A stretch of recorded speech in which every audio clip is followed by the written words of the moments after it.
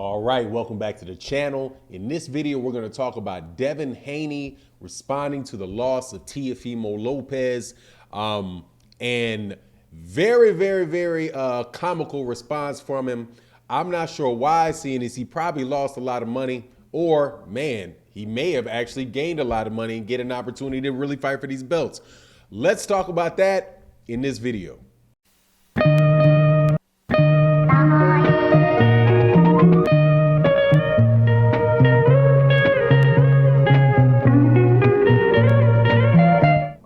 Welcome back. It's your boy Fanon. Hey, if you don't mind, hit the like button, hit the subscribe button, help grow the channel. It would be greatly appreciated. We had a good night of fights last night, a absolutely shocking upset that took place between Teofimo Lopez and George Kambosos.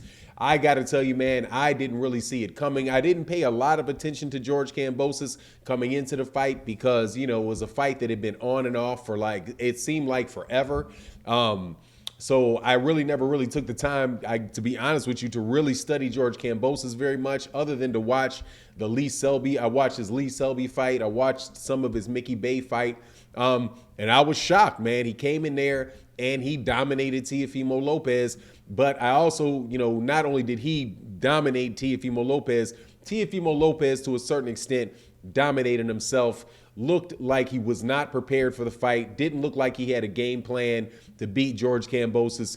Towards the second half of the fight, it looked like he started figuring out some things that worked, but these are things that if his camp would have really focused on them, that they should have seen and patterns they should have been able to pick up coming into the fight. Teofimo Lopez looked like he didn't have any plans to win any rounds. He just thought that he was going to go in there and he was really smelling his draws or something, because he thought he was just going to go in there and the first thing he hit George Kambosos with, that George Kambosos was going to go away.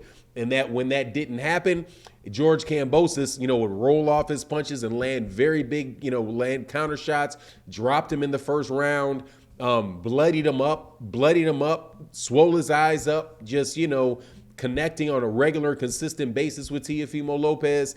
You know, Teofimo Lopez, like I said, Teofimo Lopez later on in the fight looked like he figured him out a little bit, wound up getting a knockdown. But by that time, you know, Teofimo Lopez really didn't have the energy and really didn't have the foot speed to keep up with George Kambosos. And George Kambosos went at certain times in the fight to just straight clowning Teofimo Lopez. He looked very comfortable in there, looked like he was in control of the fight for the vast majority of the fight, and he won those belts off Teofimo Lopez.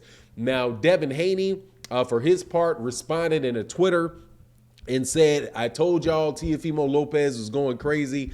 I'm 100% focused for my fight." Also, Leonard Ellerby, excuse me, who is the promoter of Gervonta Davis, pretty much said, "Look, we tell you that things like this, anybody can beat anybody on any given night in boxing. So make sure you tune in to the fight that takes place with Gervonta Davis." Look, man, I would like to say that is the case. Devin Haney first. I don't want to make fun of somebody because they look like they may have mental health issues or whatever.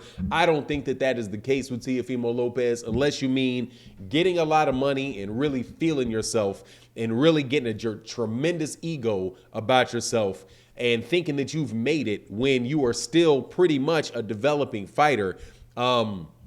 If that's mental illness, okay, that he's got that. But I wouldn't agree. I think that pretty much what looked like what happened to Teofimo Lopez was the same thing that happened to Andy Ruiz when Andy Ruiz beat Anthony Joshua in their first fight. He did not know what to do with himself. He felt like he beat Anthony Joshua. He was king of the world. He starts partying, gets a mansion, taking stretch limousines all over the place, getting unofficial sponsorships with M&Ms, cracking jokes. And then he comes into the rematch all kind of extra heavy, all kind of extra big, and boom, he gets beat. Same thing, that Marvelous Marvin Hagler said. He said, "Look, man, it's really hard to get up and run at 5 o'clock in the morning when you are sleeping in silk pajamas. And that's what it looks like Teofimo Lopez was doing, man. Teofimo Lopez was talking just days before the fight. Teofimo Lopez is talking about, and maybe this is what Devin Haney is talking about when he says he thinks he's going crazy, is he's talking about things and being great in boxing. And on the real, he starts talking about things that aren't really connected to the actual sport of boxing, which is his endorsements and his sponsorships and things like that, right? It's just, man, it's a sad situation. Now, I'm not gonna lie, similar to situations with other fighters where they got fan bases that are highly, highly annoying and talk really bad about you for saying anything, about Teofimo Lopez that they don't like. But look, man, you could see this coming. Teofimo Lopez, there was pictures on Instagram of Teofimo Lopez sitting there with hard alcohol, taking pictures of shots in shot glasses, right?